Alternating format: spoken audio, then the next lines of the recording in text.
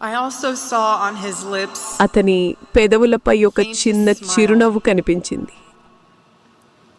and that told me something important. అది నాకు ఒక ముఖ్యమైన విషయం చెప్పింది.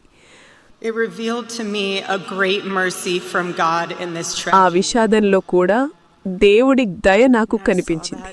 It told me అది చూసినప్పుడు నాకు Charlie అర్థమైంది, didn't suffer. చార్లీ బాధపడలేదు. Even the doctor told me doctor కూడా నాతో అదే it చెప్పారు. was something so instant that అది even ఎంత ఆకస్మికంగా if Charlie had జరిగిందంటే been shot in the operating room itself, చార్లీని nothing could have been done. Operation రూమ్లోనే కాల్చినా కూడా ఏమీ చెయ్యలేకపోయేవారు. అతనికి నొప్పి లేదు, భయం లేదు, వేదన లేదు. One moment Charlie was doing ఒక what he క్షణం loved. చార్లీ తనకు ఇష్టమైన పని చేస్తున్నాడు. క్యాంపస్లో వాదిస్తూ దేవుడి సువార్త కోసం, నిజం కోసం ఒక పెద్ద గుంపు ముందు పోరాడుతున్నాడు. In front of a big crowd, మరుక్షణం and then he blinked. కన్ను మూసి తెరిచే లోపలే He blinked and saw his savior in paradise. స్వర్గంలో తన దేవుణ్ణి చూశాడు.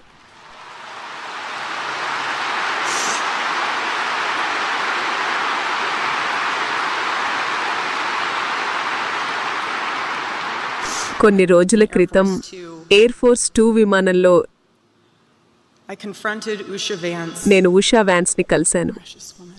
నేను ఆమె చేతులు పట్టుకుని I ఈ held her బాధ hand నుండి and I told నేను her ఎలా honestly, బయటపడాలో I do నాకు not నిజంగా know తెలియడం లేదు how I am అని going చెప్పాను. to get through this. అప్పుడు ఆమె నాతో ఒక మాట అనింది. She told me something. She said, "You know when you're on an airplane with your kids and it's the last 15 minutes of the flight and things are crazy.